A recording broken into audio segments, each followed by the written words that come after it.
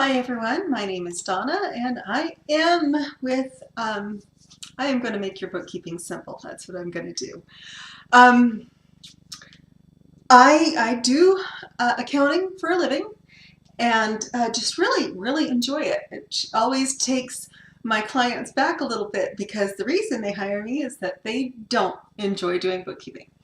But let's talk a little bit about why, if you own a business, if you're serious about your business, you need a bookkeeper, and you need a bookkeeper that is not your wife's sister's ex-boyfriend's third cousin's best friend's girlfriend.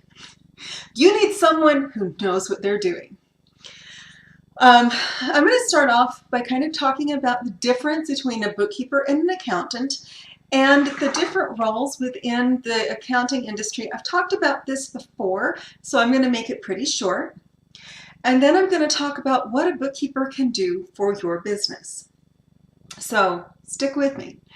If you find these videos helpful, please feel free to like or comment, share, give me some feedback. I really, truly, and sincerely want to know the things that you enjoy and the things that you see that I could do better. Now, tossing my hair, I've had people criticize that. That's just part of who I am, so you'll have to live with it. But other than that, if there are topics you would like me to cover, I would love to know. And if you would like to hire me to do your bookkeeping for you, again, please feel free to reach out. You can reach me through my website, which is www.mysimplebookkeeping.com. Or you can message me privately on YouTube or Facebook or LinkedIn, wherever you saw this video. And I would really love to chat with you. What I usually do is I provide a free consultation, kind of look at where your books are at. It usually takes me about 15 minutes, and talk to you about what your outcomes are, where you want to be in your business, and what information you already have in front of you. And then we talk about how to streamline those processes. So, please feel free to like and share. So, the difference between an accountant or a bookkeeper. The bookkeeper is the person in the trenches. They're the ones that gather the information together, put it into your financial software. I use QuickBooks preferentially, and I use QuickBooks Desktop, which is what I prefer over QuickBooks Online, but I can use both. The bookkeeper gathers your financial data and she puts it into your software every day or every week or on a very, very frequent basis.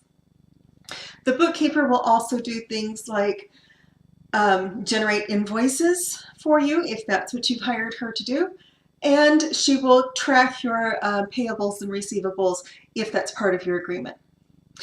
Now, I am actually an accountant. I started off as a bookkeeper, just doing the grunt work, but I am completing my degree in accounting.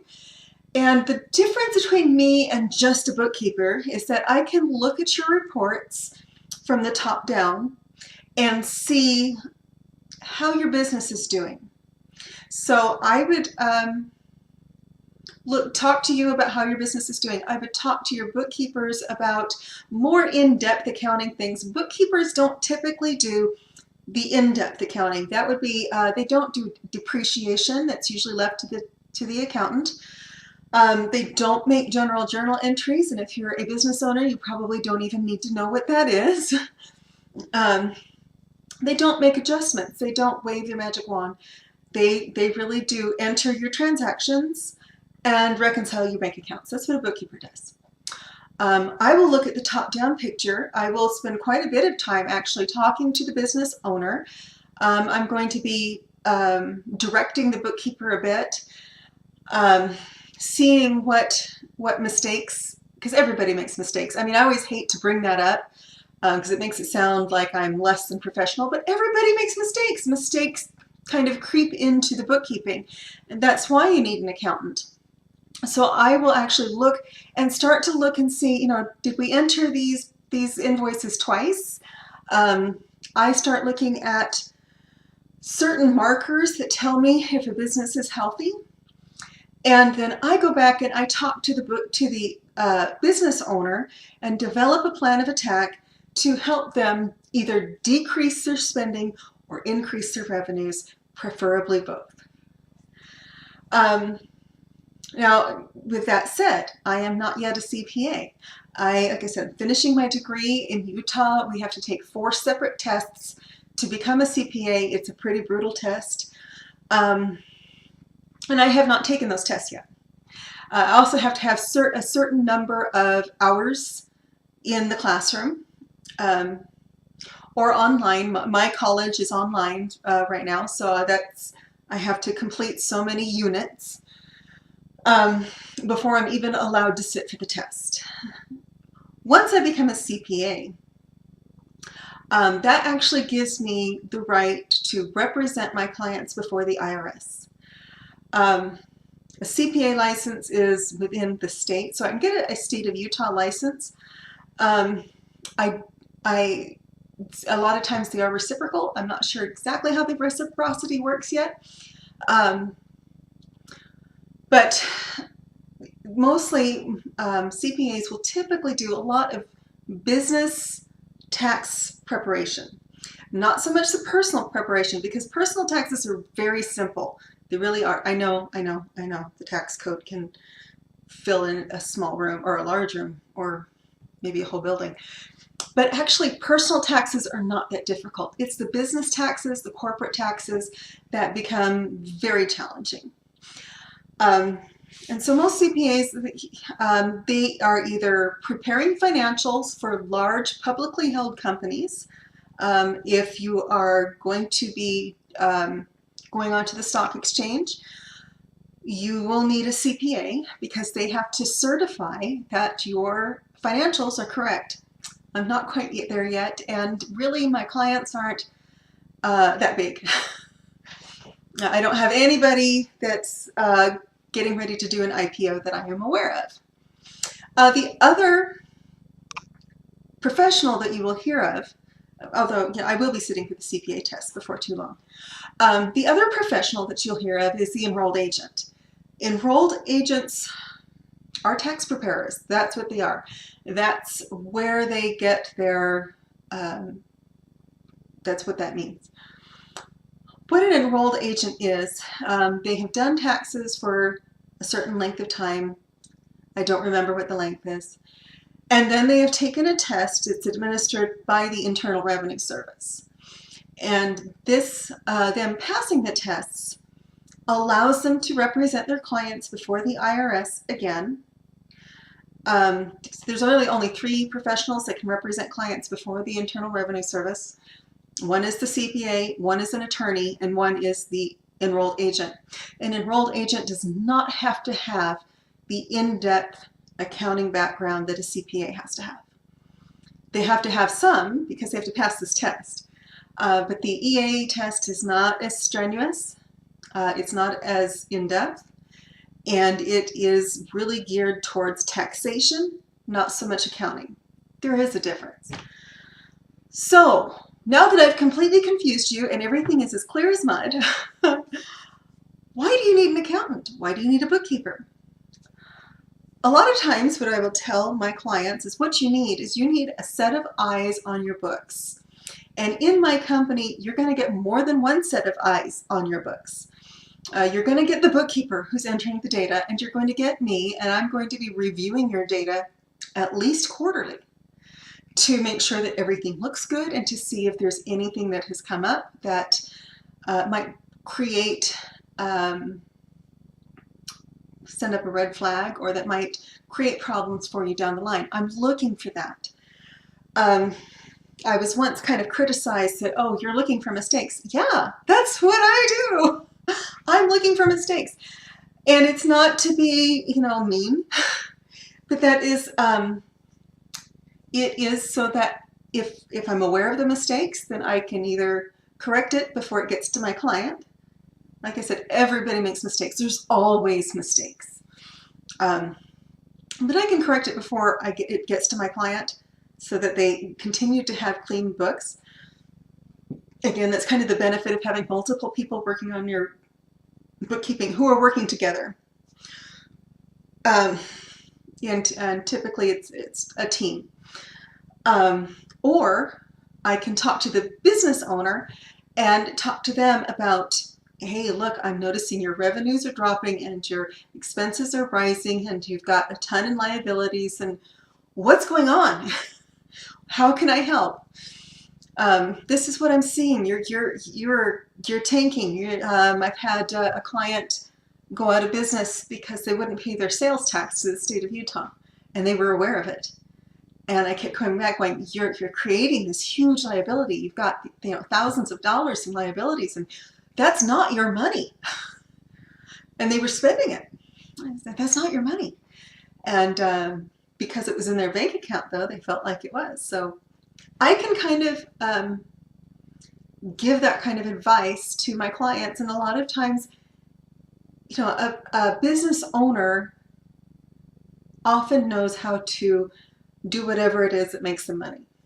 Okay, lawyers are really good at arguing.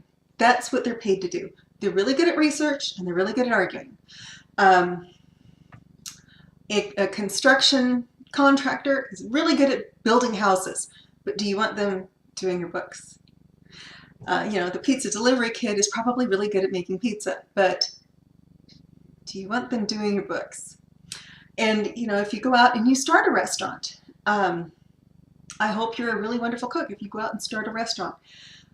But if you being a good cook does not mean that you're good with numbers. So this is why you need an accountant. You need a bookkeeper. You need someone who's going to kind of hold you accountable, hold your feet to the fire and tell you, I need this information. This is why I need this information. I need all of your information so that I can give you a complete picture. Not that I am being nosy, because I'm not. I've seen everything, but so that I can give you a clean bill of health in your business. I've occasionally told clients that think of it as going to the doctor. If you are really sick, you are not going to go to your spouse and say, what do you think I have? Because your spouse is likely to go, you have something, you have the crud, get away from me. Don't give it to me. But unless they're a physician, and maybe even if they are a physician, they don't have the answers. So, and if they are a physician, they're still going to tell you, go to the hospital, go to the doctor, go get seen. I don't have my equipment here. So, at least if they're responsible. So it's kind of the same thing. If you treat your accountant the same way you would treat your doctor, if your doctor's asking you if you smoke, it's not just so that they can say, oh, you need to quit smoking. You do, but that's not why they're asking. They're asking because if you smoke, then they go, oh, he's having breathing problems and he's smoking. Now I need to check for emphysema, or I need to check for lung cancer, or I need to check for some other things that I might not have checked for if I hadn't asked this question. As an accountant, it's kind of the same thing.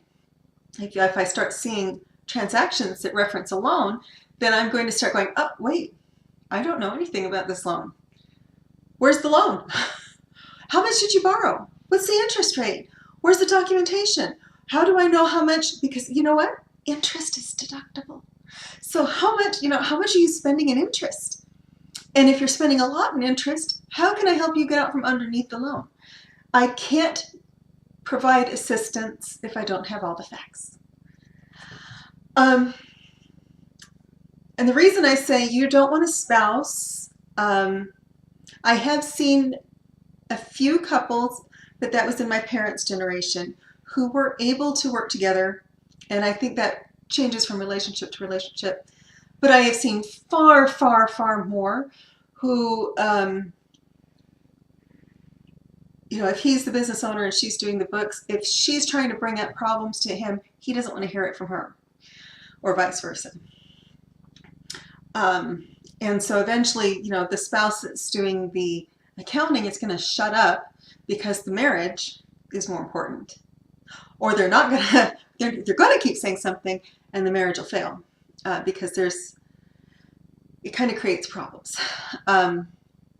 So if you have someone who's completely from the outside, who's completely has no energy on it, has no dog in this fight, as we say in the South, then you can have someone who goes, well, you can be mad at me all you want, but the numbers don't lie.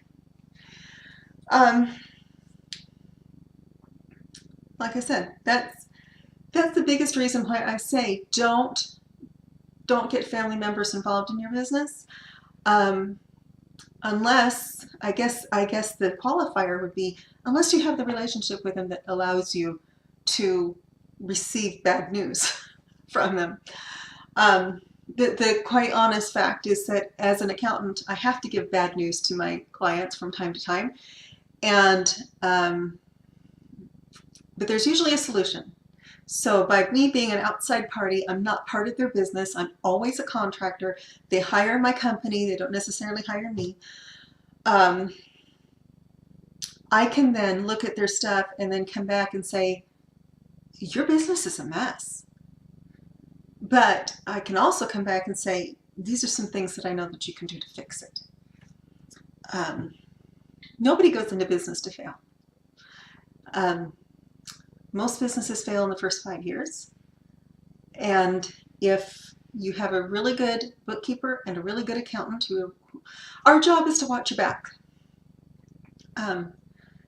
It will make the difference between success and failure if you choose to listen. That's it for today. Again, my name is Donna. I am here to make your bookkeeping simple. Again, please feel free to like, share, comment, direct message me. I would love to help you keep your business running in the black. Have a good evening, and I'll talk to you soon.